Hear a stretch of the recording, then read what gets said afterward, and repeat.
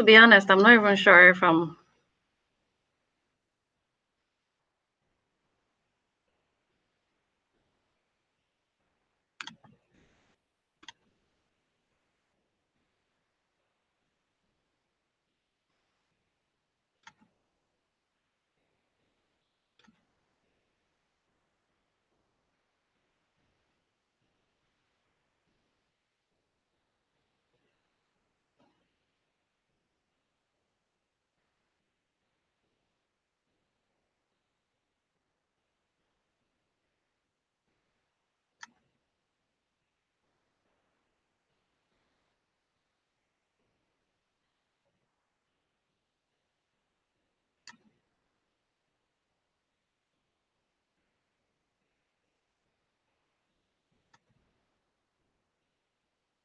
Oh, okay. Somebody can see me. Oh, that's interesting. Okay, you know what? I'm not really sure if this has started. Because this is my first time doing a YouTube live. So let's see. To be honest, I'm not really sure. Uh, okay, I can see one person.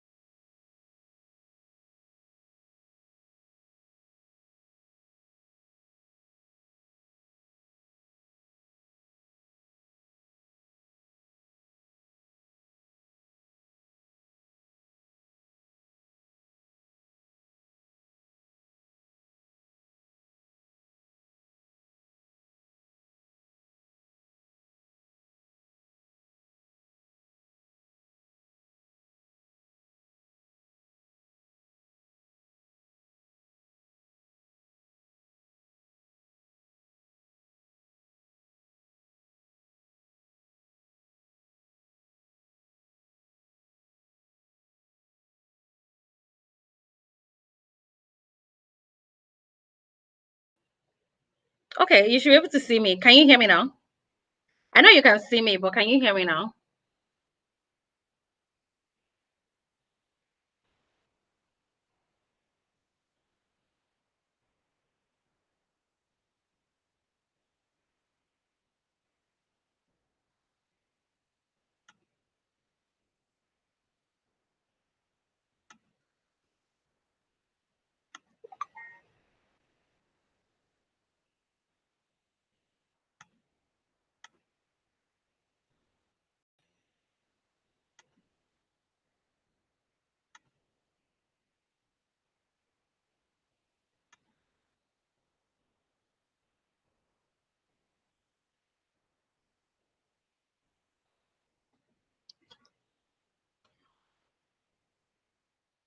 Hi, good to see you as well.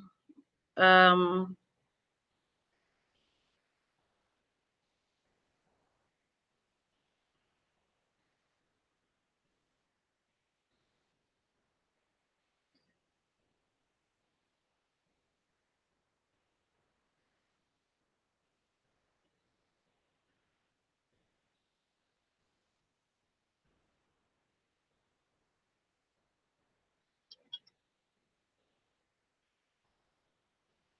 Hi, good to see you as well. There's a delay on my.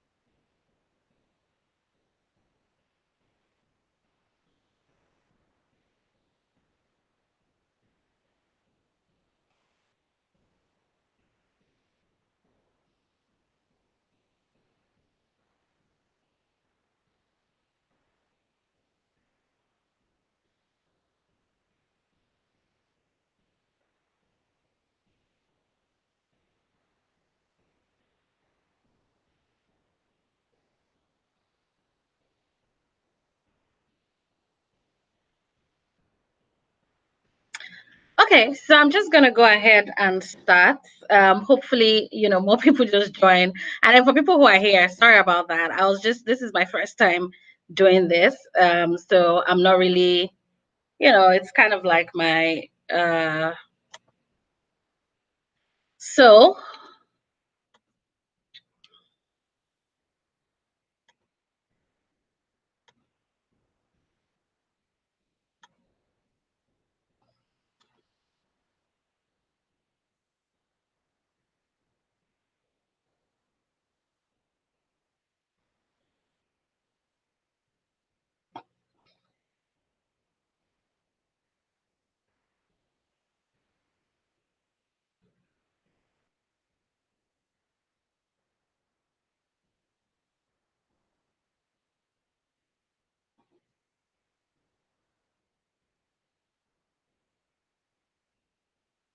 okay, great. Let's start. Thank you so much for being patient. This is my first YouTube live, so I mean, I don't really know how it works, but we learn, and it's a growth mindset, right? So thank you for joining. And then today we're going to talk about how to attract high value clients.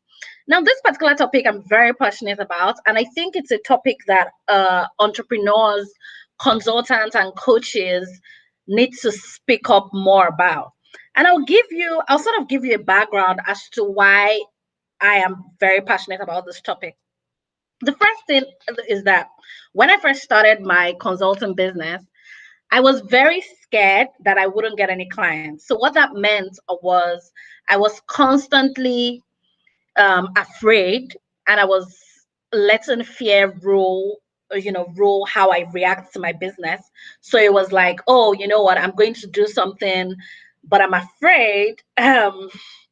So I'm going to take up any sort of work that comes my way. You get what I mean? So that's kind of like the fear that a lot of consultants live with, especially when you start, especially when you are new. Because, first of all, I mean, who are you, right? Like, I think nobody knows me and all of that. So you know, um, why should I be able to charge XYZ fees? Uh, and if people come to you and they're like, well, this is what I think you're worth, then you kind of like just follow through with that. But the truth is, you are going to burn out really quickly. You're going to get really tired, and you're still going to be broke, right? That's what's going to happen. So, which is why I like to talk about this topic, and I think it's very important. So, let me just go through the basics. The basic is your mindset. Now, for people who have heard me talk about this for a while, you know that I'm very big on mindsets, right? I'm constantly talking about how we need to ensure that we have the right mindset and the right approach to different things. Now, this is very important because if you do not believe that you can charge high prices or you can attract, and when I say attract, I don't really mean attract in the sense of, aspire to perspire kind of thing. I'm talking about it from a systemic approach to your consulting business. So if you don't think that you can attract or you can get high value clients, you're not just going to get them, right? If you feel that there's a cap on how much you can earn as a consultant, as a coach, as a service provider, then that's the cap you're going to be stuck on. You get what I mean? So you need to switch that mindset from, okay, this is the cap, to, you know what, I'm providing this service to this person, and this is the value add of this particular service. You get what I mean? So so don't think about it from how much time it takes you to do something. It's going to take me only 30 minutes, so I might as well just charge minimal for it. Think about it from the perspective of the value that the person who's paying for that service needs. So how much do they care about this problem that you're solving for them? You know what I mean? And uh, that should guide you to how much you bill. Now, there has to be a balance, obviously, because depending on the industry that you are in, you also don't want to price yourself out of your competition. Even if, for me, I just think that, your competition is not your business, but you also want to be grounded in reality. You get what I mean? So like, if the price is disproportionate to the value, then you become to have this tension there. And you also need to think about it from the perspective of, what am I bringing to this particular relationship that other consultants, other coaches are not bringing? What do I mean by this? I mean that if you are, for instance, do you understand the client's problem better than anybody else? You know what I mean? Do you understand the client's solution better than anybody else? Do you? And those are two things: understanding the solution, understanding the problem, right? And that would come from things like context, come from things like experience, come from things like specific knowledge. You know what I mean? So just because there are 100 weight loss consultants in your, in your area or whatever, doesn't mean that those 100 are the best for a particular client in front of you. Maybe you have a lot more experience working with women between 25 to 28. You know what I mean? Or you have more experience working with men above 30. I mean, you get the point I'm trying to raise. The point being that the value of your service is not just only about the service, but also about that added layer that makes your service even more valuable, that makes you as a consultant even more valuable to that person. In fact, some people even go as much as geography. Let me give you an example. When we are pitching our services to clients, for instance, we tell them things like, see, we understand the African markets because we have provided services in the African markets for XYZ number of years.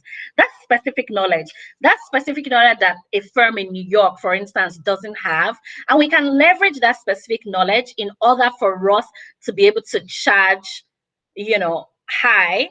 Let me not say high. Let me charge optimally for our service. You know what I mean? So it's not just about like the service itself. It's also about you as a consultant. What is that extra thing that makes you the best fit for this particular person, right? Okay. So now the next thing we're going to talk about is,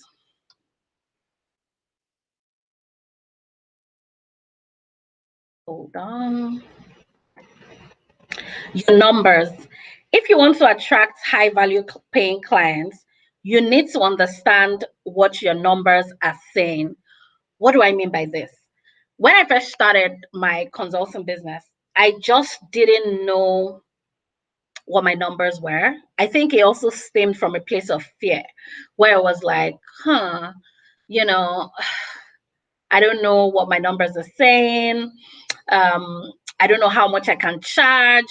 I just didn't have an idea, and which is fine because I guess in the beginning, there's so many things that are confusing in that moment, right? But as soon as possible, you want to radically focus on getting clarity on your numbers. What do numbers mean? Your numbers mean that how much do you want to make from this business? See, it sounds as simple as that, right?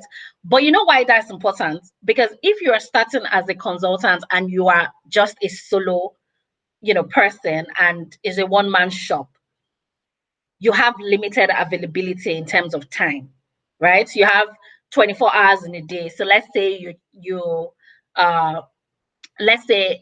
you work 8 hours, or let's say 10 hours because you're really hardworking. So you work 10 hours in a day, right? And then you want to make $4,000 a month for your business. So that tells you that you need to work 400 hours. Is that correct? For you to be able to make $4,000 in a month. Now, do you as a person, right? Do you have those 400 hours? So, can you actually put in 400 hours? Or another alternative, for you to be able to make 4K in a month is for you to increase your price. So your price is $800 an hour, and that cuts your time that you have to work into half, which is 200 hours a month. You get the logic behind that, right? So once you have your numbers, trust me, you're going to be a lot more confident not to charge people, because now you know for sure that I am a service provider. I just don't have the luxury of expandable time. So for every single minute I spend working on a client's project, it better be able to pay me for a certain number of hours. You get what I mean? So I always tell people who are starting as a consultant newly to have a framework of what they see their hourly rates are. Now, you don't have to charge a client's hourly rate, but hourly rates would give you that framework for you to be able to figure out your numbers. If you don't know your numbers, you're going to operate from a place of fear. But if you know your numbers and you're telling a client that, see, I want you to pay $1,000 for this, and this is the reason why I want you to pay, this is the reason we're charging $1,000 for this. We're the best people to solve your problem. We have I have the expertise that you're looking for. I have worked with clients just like you. You want to work with me because I'm fast, I'm efficient, I'm not going to give you trouble. I mean, whatever you think that your extra value add is, that's what you bring it to the fore. People pay for convenience and comfort. Look at the plane, for instance. That is my go-to example. If I get on a plane today, and I'm going to New York, right, from Lagos, the person that is in coach and the person who's in first class, right, they're both going to New York. But the difference is the comfort and the convenience during the ride. So always think about your service in that line. Don't think about it like, oh, other graphic designers are charging, 2,000 naira for this project. Why should I charge 20K for the project? Don't think about it like that. Think about it like, I am first class, I'm business class, because, that's how, because positioning yourself that way is what is going to make you be able to get even more high value clients. Let me explain why. If you do work for a client and you do a very good job at it, the client is going to make referrals to other people. Now, people of the same social economic class hang out together. And aside that, even if when the person is referring you to somebody else, they're going to be like, you know what? Rita did an amazing job for me. You want to use Rita. She's the best at it. Now they have cleared up any doubt in their friend's mind that you are the one for the job. What I mean by that is, at this point, you are no longer talking about price, because the person who's making that referral has already put value up front. So the question of your price doesn't even come in, because at this point, it's like, this person solved this problem for me. You better use them. Price doesn't come up. People negotiate price when they are not convinced of value. And that is the truth. In my own years of being a consultant, that's what I see. And I'm going to repeat it. People negotiate price when they are not convinced of value. Now, people are not Nigerians. What I mean by that is, say I'm Nigerian, and then we have a knack for like just, negotiating everything. And we do that for the fun of it sometimes.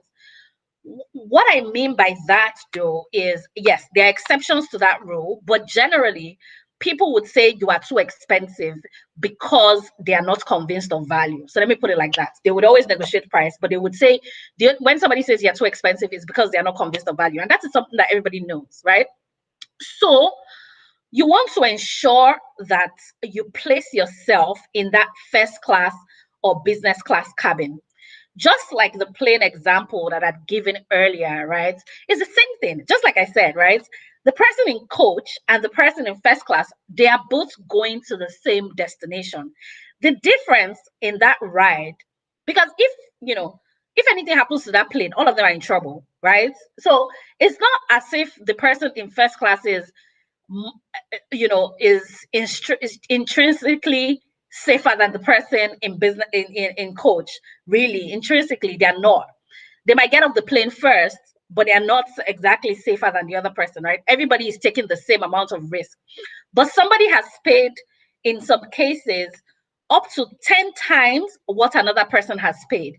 If airlines could segment their value ladder like that, then it tells you that you as a consultant could also use the same trick to segment your value ladder.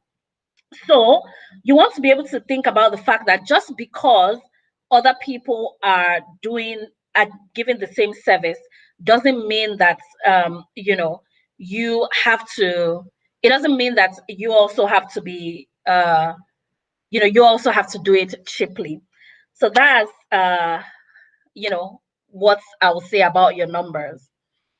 Now, the second thing is you also need to be careful about your audience. Now, this is very, very critical. And why is this critical? Because you need to be able to define who your audience is. If you haven't defined your audience, you're going to have a lot of trouble, just attracting them. So it's like you going to the market square and you don't know who you're looking for. You know what I mean? Like if you don't know who you're looking for, then there's a problem. Because if you don't know who you're looking for, how are you going to find them? So that's why you need to be able to make sure that you understand and you know who you are looking for. This is very important. Sorry, my slides just went back. Let me just do that. So your audience is very important for you to be able to recognize them. You can't just go to the market square and just say, oh, you know what? Now I'm just looking for anybody. You need to be able to look for someone in particular that is someone in particular that you want to attract, and that's the person that you look for. So by knowing your audience, what am I talking about? You need to be able to know what they like, what they don't like, what their income level is, where they hang out, what they care about, what they don't care about. All those things are very important. I talk about it, in much depth in my consulting course. So that's very important. You need to look for your audience. Now, another thing that people miss is strategy. What do I mean by this? So with your strategy, it's like if I'm going to, attract someone, it doesn't like I said in the beginning, it's not like, I'm just going to create all the products and then I'll just wait for them to come to me. Unfortunately, that's not how it works. You need to have a systemic approach for it. If you are relying on your referral funnel, then you need to make a systemic approach. You need to take a systemic approach to referrals. Every time you have a new client, are you going to send them reminders for them to refer you? Are you going to give them rebates for referrals? What are you going to do to encourage people to make referrals? You just don't rely on the benevolence of other people. That's not how it works. One trick that I think, not trick, one hack for this is have an offboarding process. What I mean by an offboarding process, it means that when somebody comes to you, right, and you've done a service for them, have a way to say, okay, this is a service we did for you. What did you think about this? Are you going to refer us to somebody else? Even if you don't ask that question, you know why? The good thing about that is when you are offboarding them and you ask them a question like, oh, are you going to do you feel comfortable enough to refer us? They at the back of their mind, it just begins to click because people are not thinking about you. People are thinking about themselves. People have loads of problems. So they're thinking about themselves. They don't really care about you. So you need to be able to have reminders. Another thing you can also do, which a lot of consultants do, is have, especially if you're African, we're very informal when it comes to our business relationships. So figure out an informal approach to checking on your clients, even if it's like, oh, I check in on them, people who are my past clients, I just pop in to say hello, once every quarter or something like that. Those are little reminders that you exist and saying that, okay, you know what, refer me. So what I want you to take away from everything we've said is when you get to this point where you're like, okay, you know what, I'm tired of being in the hamster wheel. I want to get more high paying clients. You've already identified them. Like I said, if you go to the market square, you don't know who you're looking for, you're not going to find anybody. So make sure you go back and then you create a strategic approach. And your strategy is going to depend on what you think works best for you.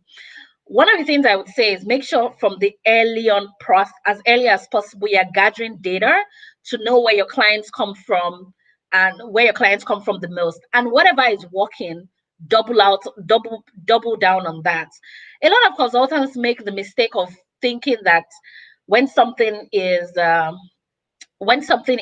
working, or when something is not working, they spend a lot of energy trying to get it to work. So they're like, oh, you know what, paid ads is not working for us, which I think paid ads are great, by the way. Paid ads is not working for us. So what we're going to do now is we're going to focus all our resources to make sure that they are working for us. But they are forgetting the fact that referrals, organic search, all those things are working.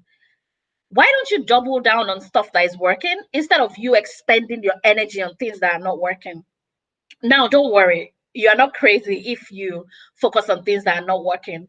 It's psychological. Psychologically, we are programmed to make a bigger deal out of negative occurrences than positive occurrences. So if something works out for us, we're like, yeah, because we expect things to work out. And then if something doesn't work out, we do not have the same the level of the level of reaction that we give to the negative things that happen to us is twice the reaction that we give to the positive things that happen to us. Now, I don't know if that's scientifically proven, if it's twice per se, but it just means that we're giving a lot more energy to when things are just not working out. So you feel slighted. You're like, man, paid ads is working for this person, so that must work for me as well. This person is earning in FX, I must earn in FX as well. Maybe you cannot earn in FX, but can you earn in local currency? If you are in a position where you can get high value clients in local currency, why not? If not, you know what I mean? Like, just because X is earning in foreign currency or dollars, which is always good to earn in dollars anyways, but if you can't, then figure out a way that what you are earning in right now, can you double down on that to make sure that you increase your earning from what is already working. So the key point from here is that when you are creating your strategy, and when I say data, collect data, it doesn't have to be anything informal. Make sure that the data that you're collecting, even if it's like people reach out to you on Twitter, people reach out to you on Instagram, whatever it is, just make sure you have a systemic approach to recording how you are getting your clients. That's very important, because when you look at that, that's going to help you to be able to provide a strategy or a strategic approach towards attracting high value clients. So that's really it on strategy. I hope that was helpful. So those are my slides and all of the things I wanted to share. But I just wanted to check in to see if anybody has any questions. If you have any questions, I'm happy to to talk about them. Haha, oh my god, this was a test run. Don't worry, we'll do a better. I'll do a better one later.